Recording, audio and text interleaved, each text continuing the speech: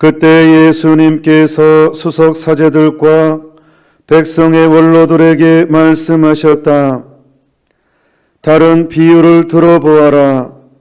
어떤 밭 임자가 포도밭을 일구어 울타리를 둘러치고 포도학을 파고 탑을 세웠다. 그리고 소작인들에게 내주고 멀리 떠났다. 포도철이 가까워지자 그는 자기 몫의 소출을 받아오라고 소작인들에게 종들을 보냈다. 그런데 소작인들은 그들을 붙잡아 하나는 매질하고 하나는 죽이고 하나는 돌을 던져 죽이기까지 하였다. 주인이 다시 처음보다 더 많은 종을 보냈지만 소작인들은 그들에게도 같은 짓을 하였다.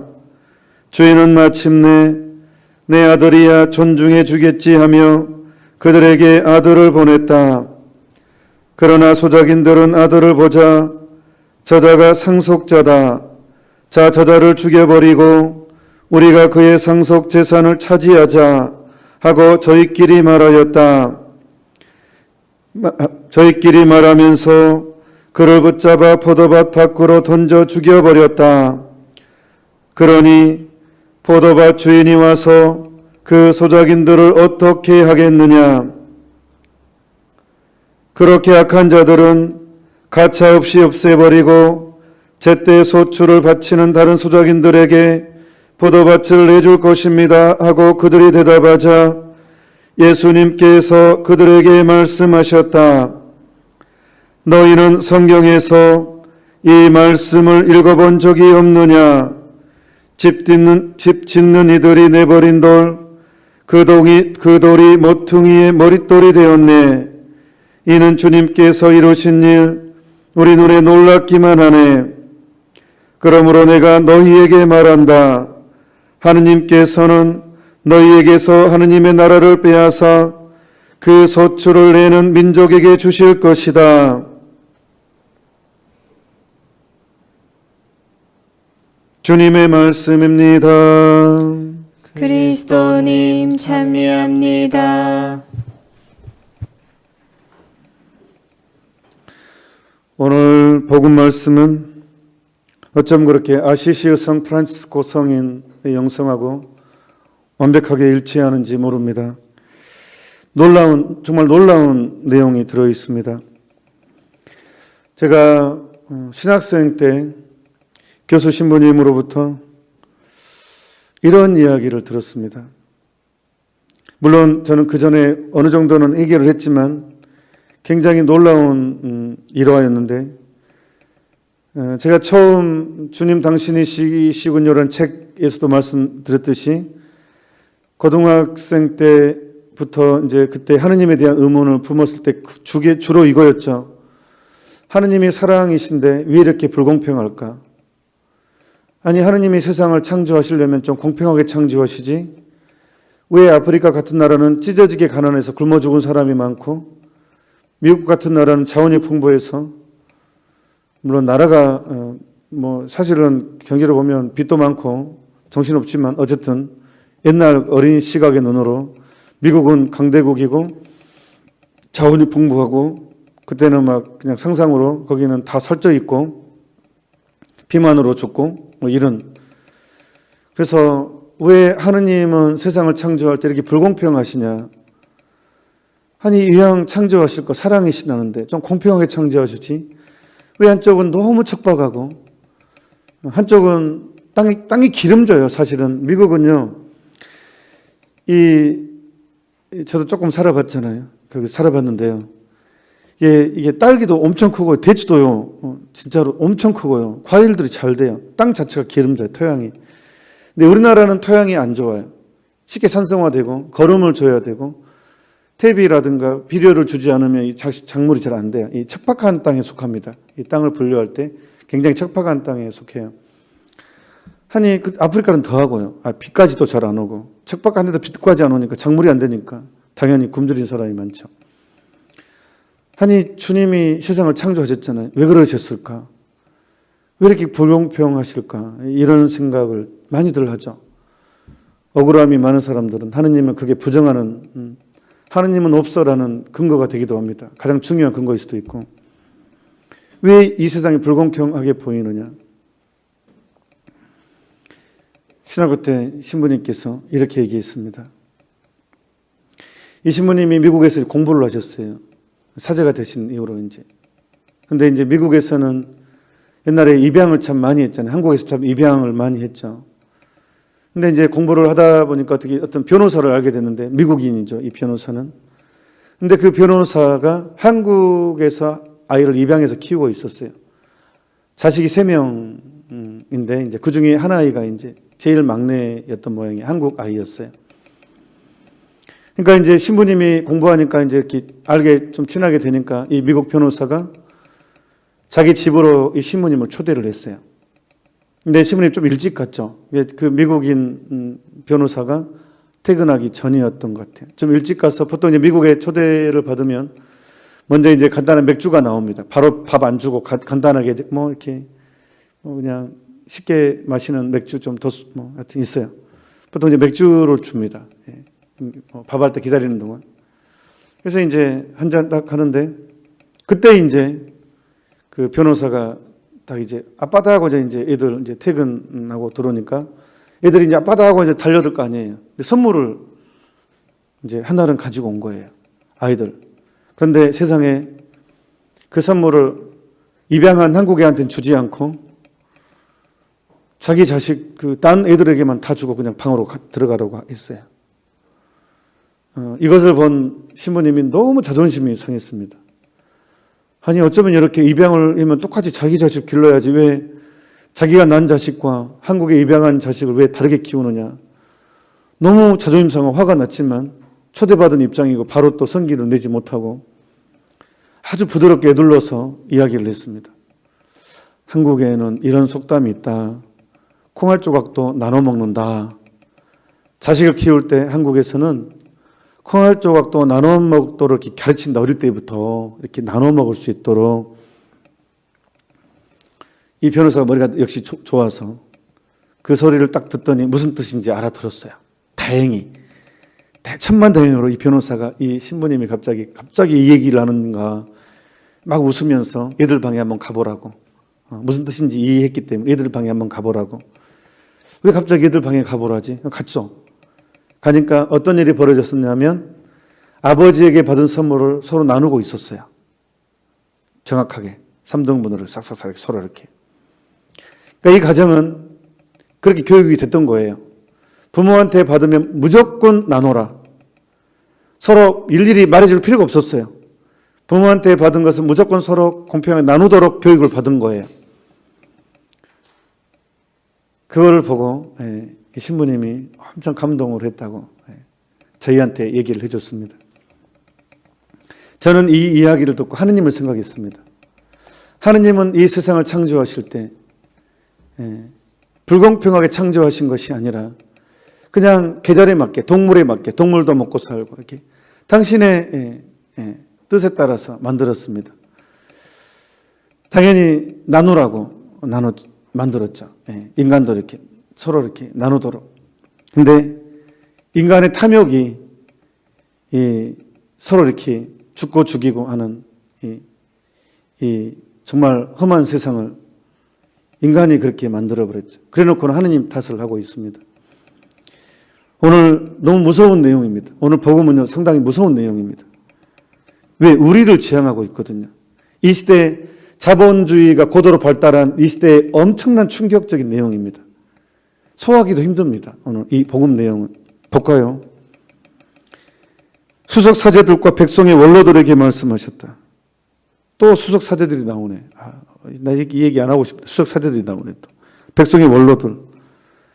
그러니까 백성의 원로들이라는 것은 이제 뭐 사무회장님 또 뭐 이렇게 평신도 중 우리 가톨릭으로 말하면 뭐 주로 이제 본당에서 조금 좀 이렇게 좀 오랫동안 이렇게 어른 대접 이렇게 하시는 분들과 사목회장님들 뭐 이런 구역장님, 청구역장님, 또 수석 사제들 이런 주교님도 될 수도 있고 또 원로 신부님 될 수도 있고 고참 신부님 될 수 있고 그리고 이제 또 하느님을 누리는 우리도 되죠. 또 우리 자신도 우리는 대상이 아닌 게 아닙니다. 이게 모든 저도 마찬가지고. 자, 어떤 밭 임자가 포도밭을 이루고 울타리를 둘러치고 포도확을 파고 탑을 세웠다. 자, 어떤 밭 임자가 그러면 이 비용은 다 밭 임자 거잖아요. 포도밭을 일구고 울타리를 치고 둘러치고 포도확을 파고 탑을 세웠어요. 그러니까 이 돈은 어디서 나오냐? 포도밭 임자가 자기 땅에다가 포도밭을 가꾸고 울타리 치고 다 하고 다 탑도 세우고 다 물도 나오게 하고 다 해놨어. 그러니까 포도밭 주인이잖아요. 내가 다 투자했어요. 그리고 이제 소작인들한테 벌어먹고 살고 보통 소작을 할 때 몇 대 몇을 나누죠. 이제 소작인들은 내가 이거 밭을 만들지 않았으니까 내 소유권이 없으니까 당연히 주인과 몇 대 몇으로 나누고 계약을 하고 이제 그런 게 도지라고 하잖아요. 도지를 주고 떠났단 말이에요. 그러니까 포도철이 가까워지니까 당연히 포도 주인은 당연히 이제 내 거니까 내가 다 울타리하고 내가 포도밭 만들어 놓고 물도 주게 해놓고 탑도 세우고 다 해놨으니까 당연히 정당하죠. 포도밭 주인이 잘못한 게 하나도 없죠. 당연히 계약 조건으로 이제 이 종들을 보내서 좀 이제 포도철이 됐으니까 좀 받아오라고 했어요. 그런데 소작인들이 붙잡아 매질을 해버립니다. 하나는 죽이고 하나는 돌로 던져 죽이기까지 합니다. 아마 돌로 죽이는 게 더 치명적이었던 거, 더 이렇게 좀 같은 죽음도 이렇게 두 종류 나온 거 보면 상당히 모욕적인 죽음을 의미하는 것 같습니다. 그러니까 주인이 얼마나 황당했겠어요. 아니 내가 그렇게 했는데 그래서 뭔가 잘못된 거 있을 것이다 해가지고 주인이 다시 처음보다 더 많은 종을 보냅니다. 분명히 뭐가 잘못됐다. 이게 왜 그러냐 하면서 이제 참고 보냈어. 그러니까 소작인들은 그들에게도 같은 짓을 했습니다. 너무 황당해가지고 아니 내가 못 알아봐서 그러나 내 아들이 알아보겠지. 아들을 보냅니다. 아들을 보면서 아주 중요한 내용을 얘기합니다. 소작인들이 아들을 보자 저자가 상속자다. 자, 저자를 죽여버리고 우리가 그의 상속 재산을 차지하자. 이게 핵심입니다. 이게 오늘의 중요한 포인트. 저자가 상속자다. 자, 저자를 죽여버리고 우리가 그의 상속 재산을 차지하자 하고 저희끼리 말하면서 그를 붙잡아 포도밭 밖으로 던져 죽여버렸다. 이것은 예수님 이야기죠. 내 아들이 알아보겠지. 외아들을 보내주니까. 자, 그러면 소작인들이 누굽니까? 자, 여러분 놀라지 마십시오. 우리입니다. 우리. 여러분 한 사람이 소작인들입니다. 왜? 이 지구 내가 안 만들었거든요. 공기 내가 안 만들었어요. 물 내가 안 만들었어요. 그냥 하느님이 주신 거예요. 내 능력도 내 것이 아니에요. 하느님이 주신 거예요. 지금 내가 누리고 있는 가장 기본 중요한 것들 하느님이 주신 것입니다. 자, 여기서 예수님이 말하고자 하는 것은 어떤 밭임자는 하느님이십니다. 성부 하느님이십니다. 만물이 하느님의 것입니다. 하느님의 창조물입니다. 하느님이 다 했습니다. 그러니까 내 눈, 코, 입까지도 이 소유권도 내 것이 아니죠. 하느님 것이죠. 이 몸뚱아리도 소유권이 하느님한테 있습니다. 자, 소작인들이 예수 아들을 보고 저자가 상속자다. 저 저자를 죽여버리고 우리가 그의 상속 재산을 차지하자. 그러니까 사람들이 이 탐욕에 이제 욕심이 들어와서 마치 이 세상이 전부인 것처럼 산단 말이에요. 악착같이 돈을 모으고 나만을 위해서 안 되나요? 여기서 소출이라는 것은 하느님께 드려야 될 거거든요. 우리가 공짜로 받았으니까 공기, 물, 자연, 햇빛, 내 재능까지 그냥 주어진 거잖아요. 하느님께 돌려드리는 게 소출을 내는 거예요. 그것이 오늘은 주님의 날이라. 이것도 역시 주님의 날, 주일이에요. 주일이라는 뜻은 주님의 것이라는 뜻이에요. 내 것이 아니라는 뜻이에요. 주일이라는 것은 내 것이 아니다, 내 것이 아니다, 내 것이 아니다 그런 뜻입니다. 주님 거라 이 날 자체가 주님 거예요. 날 자체가. 그래서 사실 일도 하지 말라고 하는 날입니다. 파공추일의 의무가 있다는 날이기도 합니다. 물론 이제 공공의 선익을 위한 것은 예외가 되지만 사랑 때문에. 그러니까 우리가 탐욕, 모든 것을 내 것으로만. 그래서 우리 가톨릭 교회에서의 돈 관리는요, 청지기 개념이에요. 관리인 개념이에요. 하느님이 나에게 맡겼다라는 거예요. 이 관리를 얼마만큼 잘하느냐. 그래서 우리가 빈손으로 왔다 빈손으로 가는 게 우리 운명입니다. 다 하느님 것을 하느님께 돌려드리는 것. 하느님의 것을 하느님께 돌려드리는 것. 이게 소출을 내는 것이고, 소출이죠. 그것이 재산이든 시간이든 희생이든 누군가를 위해서 봉사를 하든, 이 봉사라는 것도 하느님의 것을 하느님께 돌려드리는 것이죠. 하느님 우리에게 봉사를 했기 때문에 마땅히 우리도 봉사를 해야 됩니다. 그러니까 모든 것들이 다 시간에 대한 봉사, 시간에 대한 11조도 있고 경제적인 11조도 있고 여러 가지가 소출이면 다. 그리고 결국은 내가 가진 것이 결국은 다 하느님의 것이 포함되어 있다는 것. 내 월급도 내가 땀 흘려 벌었지만 거기에는 하느님의 몫이 들어있다는 것. 그래서 하느님은 우리에게 소출을 요구하십니다. 그런데 수작인들은 저자가 상속자다. 자, 저자를 죽여버리고 우리가 그의 상속 재산을 차지하자 하고 저희끼리 말하면서 그를 붙잡아 포도밭 밖으로 던져 죽여버렸다. 실제로 예수님을 죽여버렸습니다.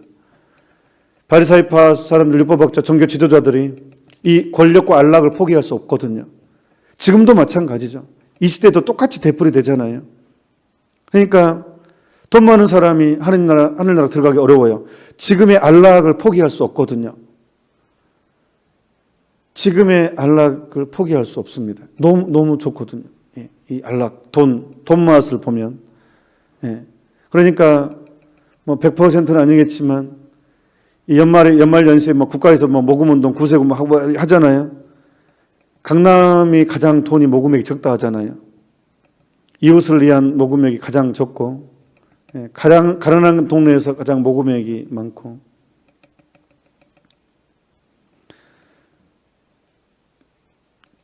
아무튼, 그러니까 우리가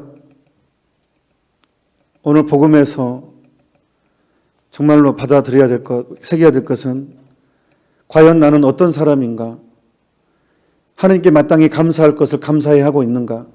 하느님의 것을 하느님께로 돌려드리고 있는가? 아니면 이 세상이 마치 전부인 것처럼 움켜쥐고 계속 계산을 하면서 하느님까지 계산하면서 계속 내 욕심을 계속 채워나가고 있는가? 저도 반성을 합니다. 아시시 프란치스코 성인의 이름을 가지고 있다는 것은 참 스트레스 받는 일입니다. 이분이 너무 가난하게 잘 써가지고 참말로 스트레스 받는 세례명입니다. 이 양반은 철저하게 하느님의 것을 하느님께 돌려드리시는 성인이죠. 그러니까 가장 예수님을 닮은 분이시죠. 그러니까 완전한 애착을 끊어버리는. 사실 이분이 프란치스코라는 이름은, 프란치스코라는 단어는 아버지가 이탈리아 상인이었어요. 장사하신 분이, 쉽게 말하면. 그것도 무역을 하신 분입니다. 작은 장사, 포목상이에요, 포목상.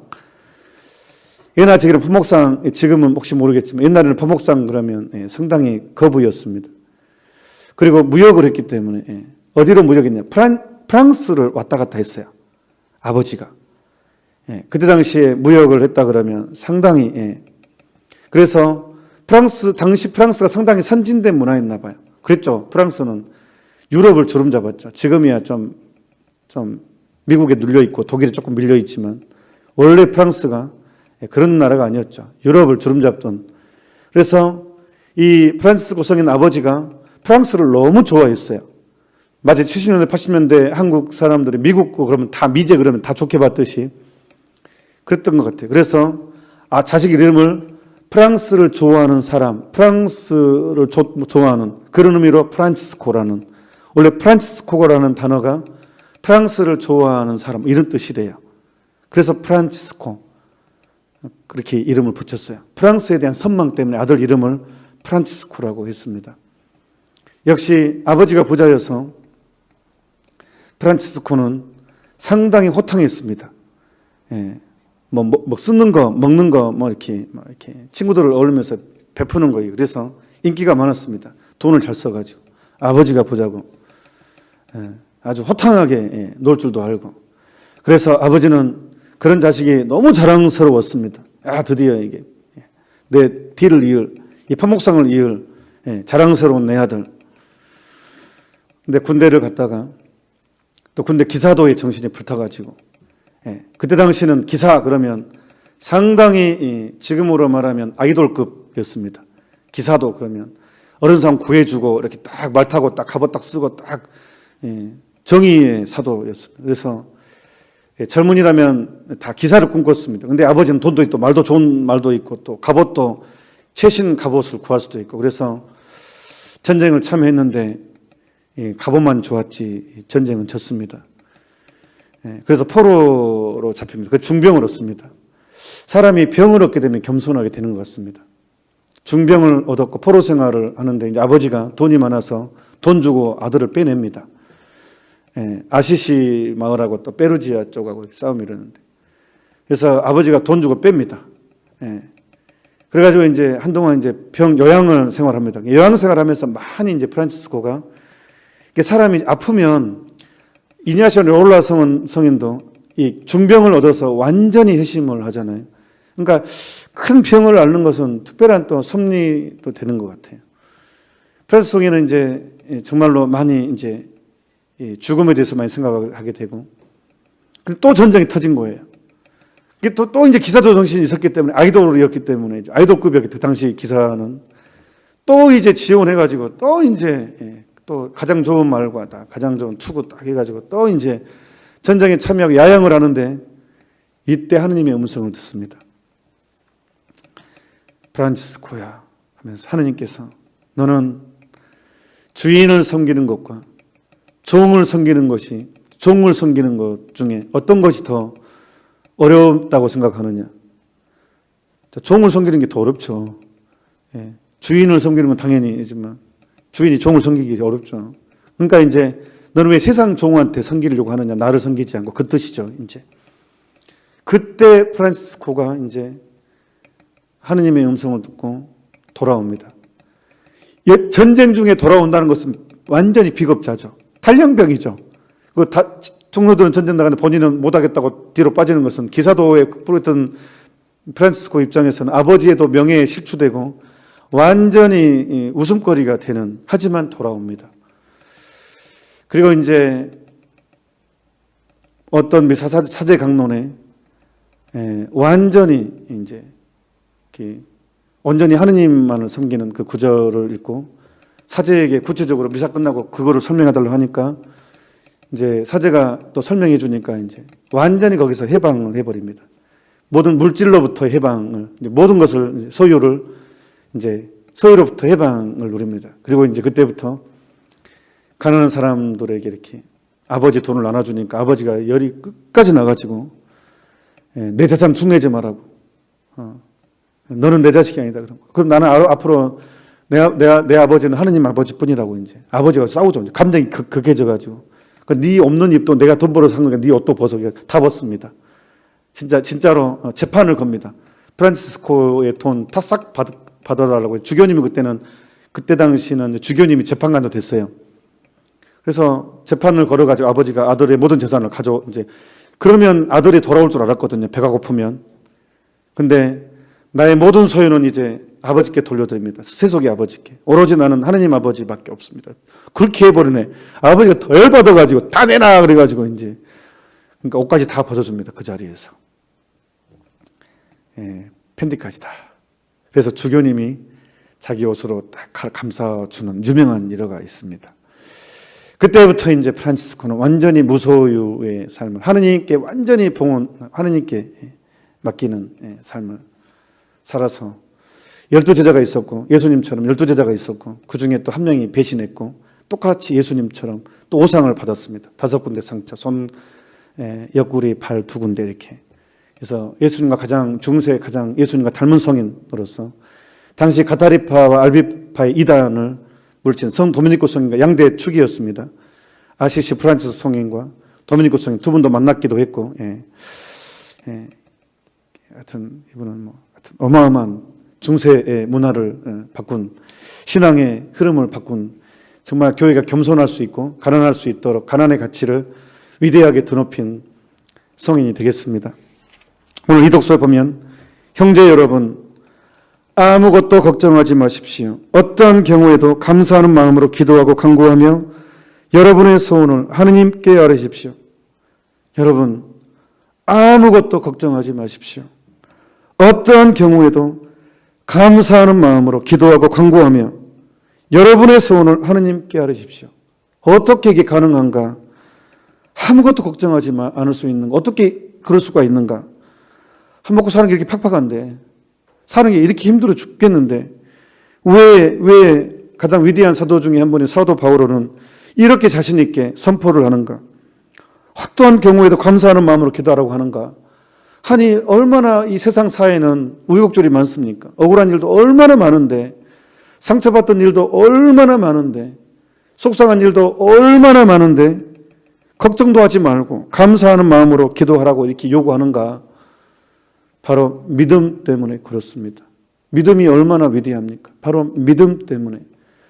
하느님께 대한 완전한 신뢰는 이렇게 사람을 변화시킵니다. 그 부유한 호탕하게 살던 그 프란치스코라는 청년을 그렇게 바꿔버립니다. 하느님께 대한 신뢰는 완전한 무소유로 가장 완전한 부를 만들어내는 이 엄청난 삶의 반전을 만듭니다. 그래서 저는 이 위성인을 참 이름을 가지고 산다는 게 스트레스 받습니다. 예, 하지만 감사합니다. 예, 우리 정말 걱정하지 않도록, 걱정하지 맙시다. 어떠한 처지에든 감사하도록 합시다. 그리고 물질, 이 시대는 가장 이 탐욕, 돈 하는 세상이기 때문에 어떤 시대보다도 어려울 수 있습니다. 다 그렇게 살아간다고 생각하고 나만 뒤처진 것 같고 하기 때문에. 하지만 지금의 처지를 감사하면서 내 모든 걱정을 완전히 아버지 하느님께 맡겼으면 좋겠습니다. 우리가 아시시 프란시스코 성인처럼 살지 못한다 하더라도 그 삶은 우리가 끝까지 지향해야 되지 않겠습니까? 우리 믿음을 청했으면 좋겠습니다. 잠시 묵상합시다. 아멘.